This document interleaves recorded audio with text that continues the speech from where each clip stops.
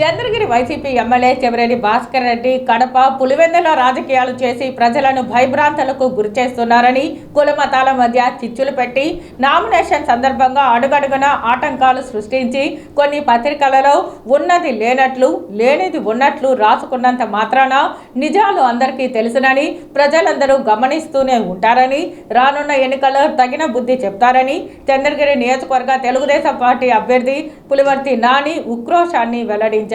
Tirupati press క్లబ్లో శుక్రవారం సాయంత్రం జరిగిన మీడియా సమావేశంలో ఆయన మాట్లాడారు. మసీదులో ఒక ప్రార్థన వచ్చిందంటే ఎటువంటి నాయకుడైనా సరే ఆప్ చేస్తారు, మాట్లాడు. అటువంటిది మేము అక్కడ ప్రార్థన చేస్తా ఉన్నాం తెలిసి ఇమీడియట్గా ఎల్ఈడి వెహికల్ తెచ్చిపెట్టాడు అంటే అర్థం చూసుకోండి. ఇదంతా ఒక ఎత్తు అవుతే ఆర్డీఓ ఆఫీస్ ఈఆర్ఓ గారి దగ్గరికి వచ్చాం. ఈఆర్ఓ గారి దగ్గరికి వచ్చాం. ఆయన పాటికి ఆయన రూమ్లో వెళ్ళాడు, నా పాటికి మేము ముందే వెళ్ళి సంతకాలు పెట్టుకున్నాం, సైలెంట్ అయినాం.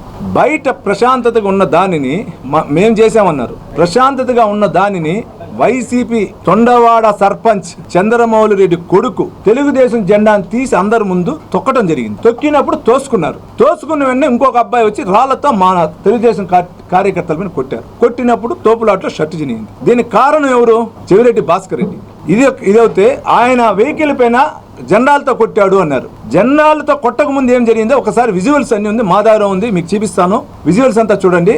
నా కోడలు ఆమె ఎక్కడ రాజకీయాలకు రాదు, వాళ్ళ కుటుంబం ఎప్పుడు రాజకీయాలు ఉండరు. వాళ్ళ ముందే మ్యారేజ్ అప్పుడే, మా కొడుకు లవ్ మ్యారేజ్ అప్పుడే రాజకీయాలకు రాదు అని చెప్పారు. ఆ మాట పైన రాదు.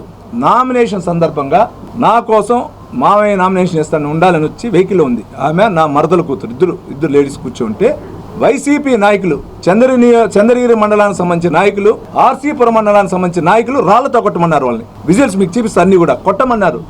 అప్పుడు కొట్టే మళ్ళీ ఇమీడియట్గా పోలీసు పంపించినప్పుడు ఆవేశంతో ఆ పార్టీ జెండాలతో కొట్టారు.